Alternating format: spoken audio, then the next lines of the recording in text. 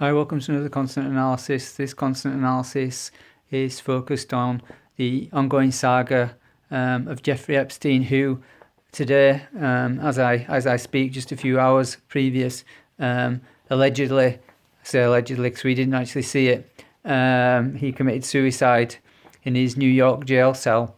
Well, whether he did or not, I really don't know, because I don't know what to believe with this story anymore. There's just so many hoops and loops and twists and turns. It's difficult to get to the bottom of anything. All we know is that there's lots of allegations flying around and nothing seems to be happening. So anyway, on with this analysis of Prince Andrew. Apparently, court documents have come to light that implicate Prince Andrew in wrongdoing, that he touched somebody's breast, apparently. And not that I'm saying that's a good thing. These documents actually date back to 2015, when unusually, in an unusual move, Buckingham Palace actually released a statement on this particular issue. And this is the extract I've taken was: any suggestion of impropriety with underage minors is categorically untrue.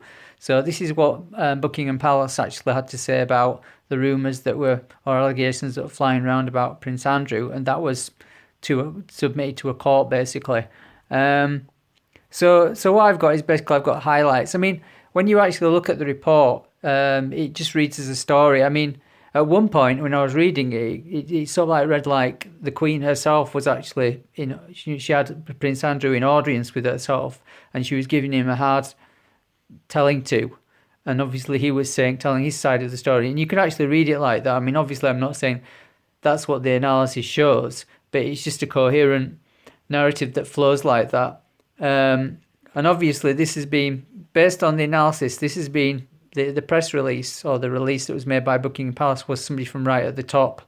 And you definitely get that because there's like keywords in there like majesty, which is an exact match. In Arabic, the actual marker is to be majestic. That's what it means. So that's in there. And so it's obviously somebody who's involved with the machinery of the monarchy, basically. So what I've done is I've put my interpretation as: rumours about the subject have been spread broadcast, causing extreme distress to both him and his family. Questions have been asked and efforts have been made to not only exonerate the subject but put in place plans to manage the situation, which is basically what the score is.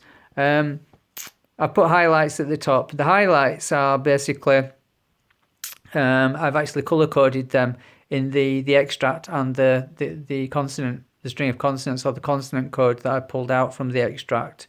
And obviously you can see that they relate to what keywords relate to, or what codes or what markers actually relate to what words in the extract. Because it's a reverse analysis, there will be some like disparity. They won't necessarily match up on the page, so I've matched them up using colours. You'll see what I mean anyway. So the highlights are fornication, majesty, success, cleared, dedication.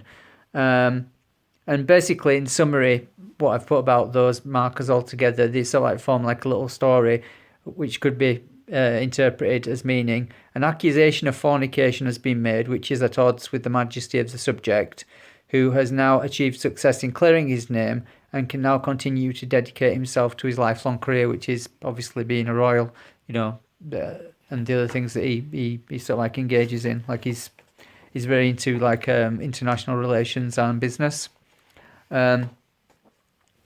So moving on to comments. Exact matches. The following are exact matches in numerical order.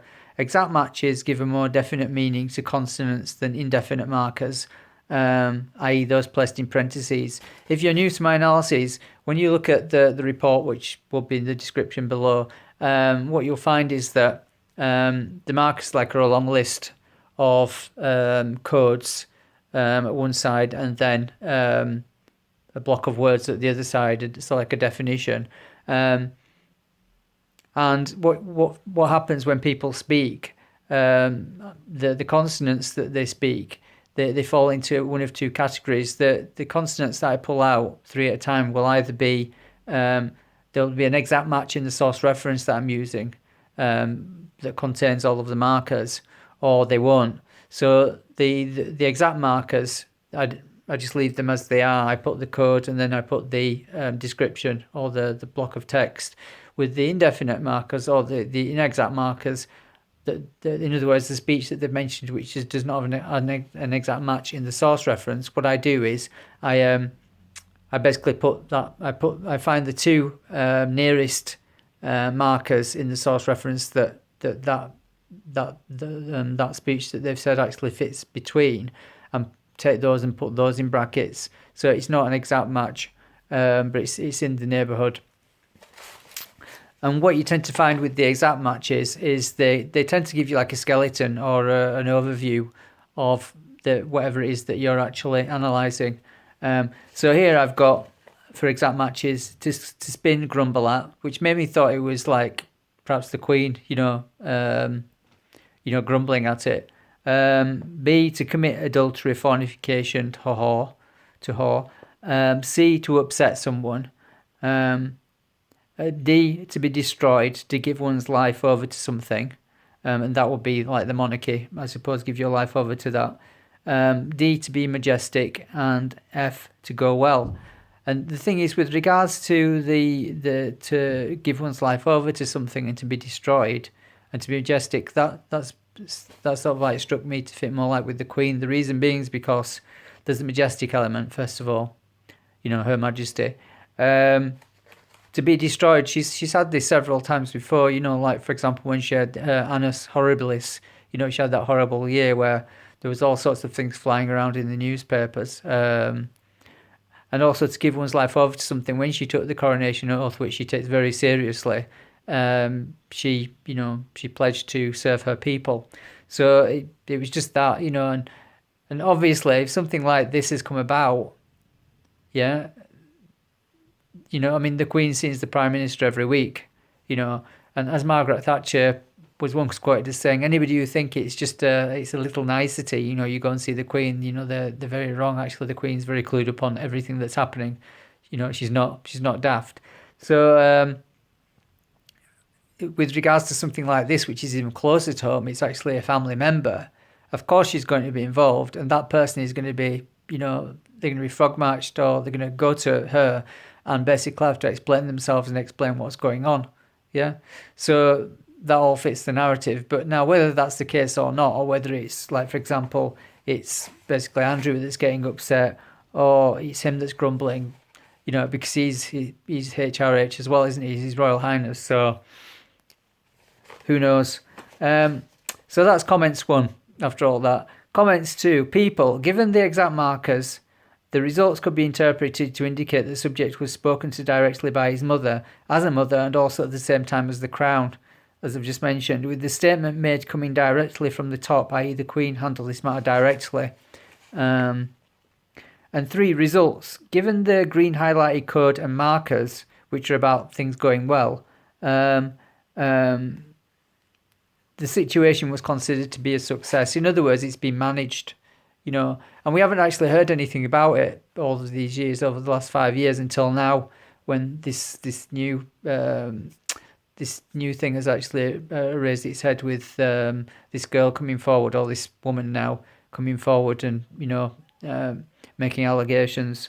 So moving on to themes, I've actually put themes in this report, which is where I take keywords from the components from the markers. That's the right keywords, and try to group them together into some sort of like fashion that makes sense to whoever's reading the report. So I've got people, crowding, rumouring, throttling, effect on subject. That's the subject of this report. Disgracing, enervating, illness, shaming, stressing, suffering, upsetting, and worrying.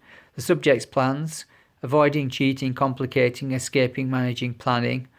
Subject to third party. In other words, the subject is talking to somebody else. When you read the marks, it sort of like reads like a story. Muttering, pleading, the third party, dedicating, grumbling, and third party to subject, adopting, assisting, exonerating, mothering, pleading, rebuking, and teaching. So yeah, that's a report with regards to the statement, the unusual statement that came out from Buckingham Palace, and that's all I have for you today. So as usual, my report is in the description below. It's been wonderful having you. Please do watch more of my videos. Remember to like, share, and subscribe. And I look forward to seeing you in the next analysis.